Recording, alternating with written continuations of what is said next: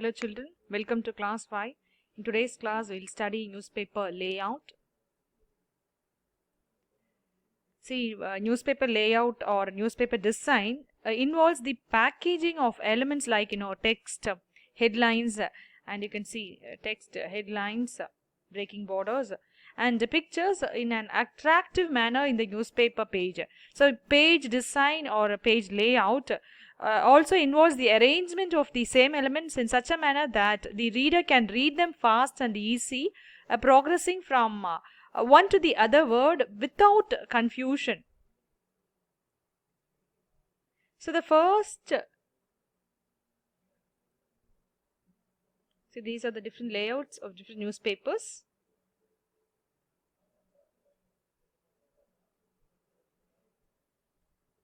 So if you see, the first refers to the basic element of the entire paper, which is rarely changed. That is the first page, which is rarely changed. And the second meaning of this page design or layout refers to the end product of the page makeup, that is which is editor's efforts, which he has arranged all the news, pictures and other elements that become available to him or for use in a particular page. A design finally emerges. So that is the second stage. And the third stage, if you see in design or layout, refers to the pre-planning and visualization of the total page before beginning the placement of the various elements. So these are the three stages or phases involved in bringing out a newspaper page. So first is the basic format of the entire page, that is never changed or it is only rarely changed.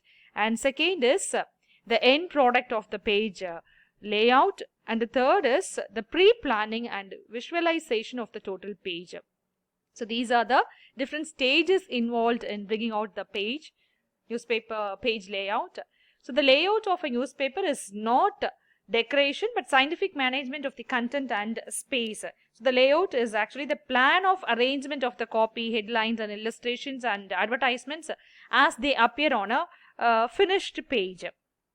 So the purpose of the layout or the design, I have listed a few here. Let us see one by one now. First is to attract the reader by creating a beautiful and a dynamic visual pattern. And second is to signpost various items and signal their relative importance. And the third one is to establish a recognizable visual character. So you can recognize the character, visual character. So this is the third one. Next is to make the paper easy to read. So this is the fourth one. So if you see, the layout of the newspaper is not, as we discussed, is not decoration. So it is managed on the principles of movement, balance, proportion, contrast and uniformity. So these are the different, things that are applied to the page, that is movement, balance, proportion, contrast and uniformity. So this movement, if you see, it involves the eye movement, and balance in the page involves weights of various elements in the page and their distribution, that is balance. So you'll be wondering, what is this balance? So as I said, it's a weights of various elements in the page and their distribution, like optical center of the page in order to achieve and the equilibrium. All these are balance. And weight is elements within the page which have a reader attraction value or said to have weight. So that is the term. This is how they use this term, weight. So which have weight means the news story which have reader attraction value. Okay, so such stories are said to have weight. And balance, there are different types of balance, like formal balance, informal balance and contrast. So contrast is actually difference. So that is contrast. It is actually the principle of using at least two or more elements in a page, so each of which is dramatically different from the other. So that is contrast. Okay, next is elements of layout. See, you may have noticed the fact that all newspapers are not of the same size. For example, some are big and some small and some are very small. So the first factor in determining the layout of a newspaper is its size, or even the format. So newspapers are classified into three categories according to their size. The first is broadsheets. So broadsheets, tabloids and Berliners are the three types of three categories according to their size. So broadsheets are morning newspapers. Okay, morning newspapers are generally in broadsheet. So first is broadsheet, and morning newspapers are generally in broadsheet. They are big in size. And in India, all major newspapers are broadsheets. Examples, Times of India and the Hindu. And the second one is tabloids. So tabloids are only half the size of broadsheets. And in India, most of the news, that is evening newspapers are tabloids. Example, Midday and Metro Now. All these are examples for evening newspapers. And in Kerala, evening dailies like, Rashtra Deepika and Flash. So these two newspapers are tabloids.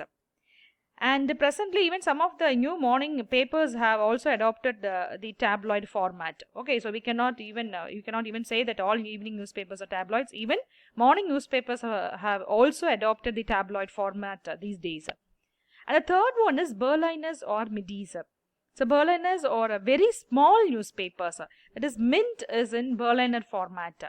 And in India, some magazines print special booklets in this format.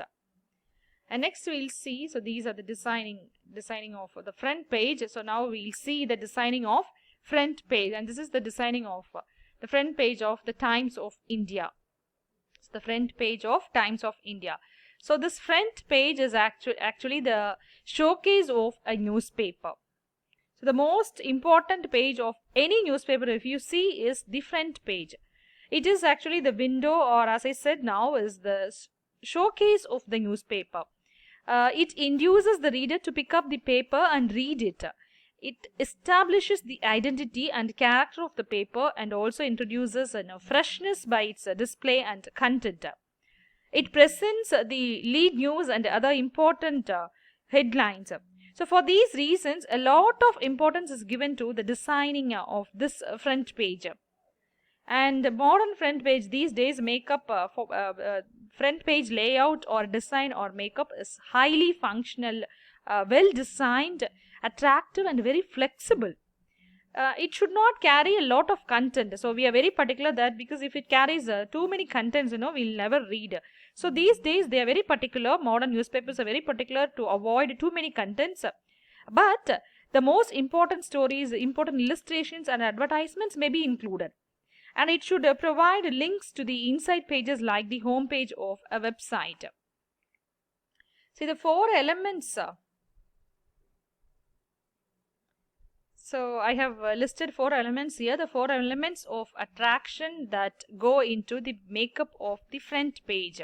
Okay, or the first one is freshness, second surprise, sensation, attention. So these are the four elements of attraction that is given importance in the page makeup of the front page. Okay, so freshness. So what is this freshness?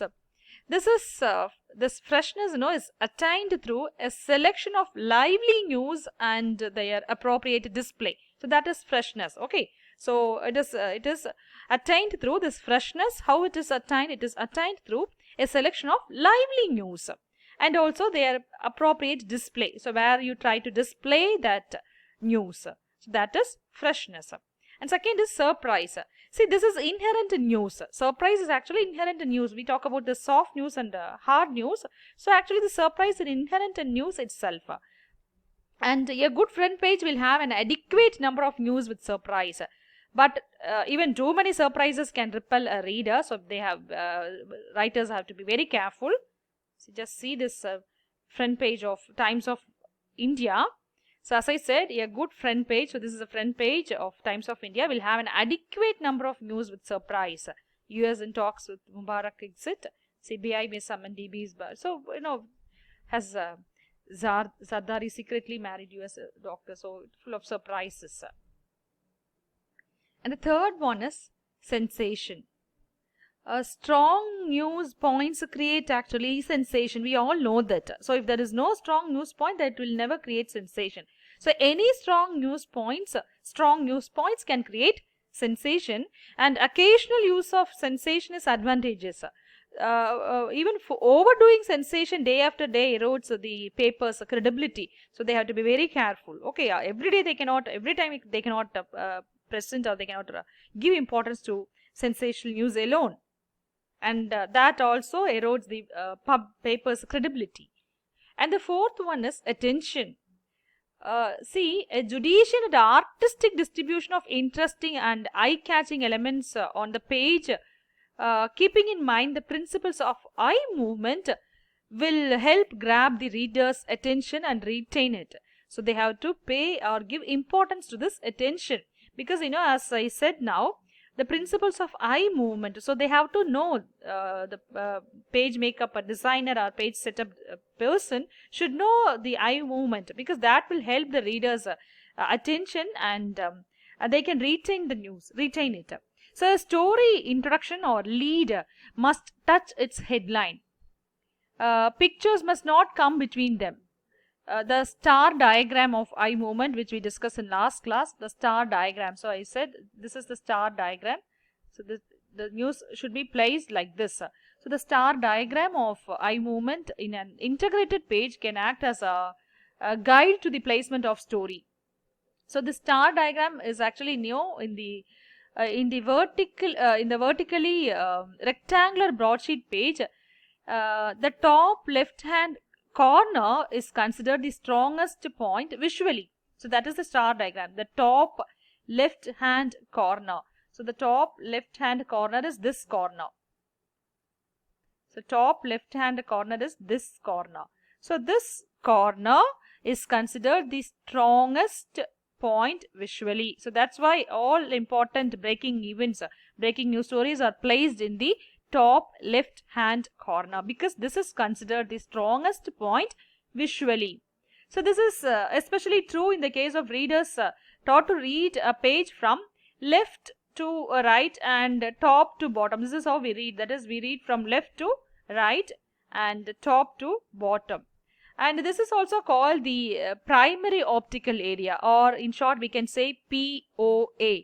So we call it POA. So POA means primary optical area, and it should not be confused with the optical center. Okay, so this POA is primary optical area. That is, from the POA, primary optical area, the reader's eye subconsciously seeks a goal at the lower right hand corner. So this is the lower right hand corner. So you can see that this advertisement is placed here, because from here, from this corner, okay, from this corner, subconsciously the reader's eye will come to this lower right hand corner of the page, and this is called the terminal area. This is called the terminal area. This is TA. So this is POA, primary optical area. This area is called primary optical area, and this is terminal area, TA. So the TA is visually the second most important point in the page. Understand? So that's why most of the advertisements will be placed in this terminal area. So this is primary optical area, this is terminal area. So the TA is visually, as I said, the second most important point of the page, and the movement of the reader's eye from the POA to the TA occurs in the diagonal, are called reader diagonal. So this comes like this, and this is called reader diagonal.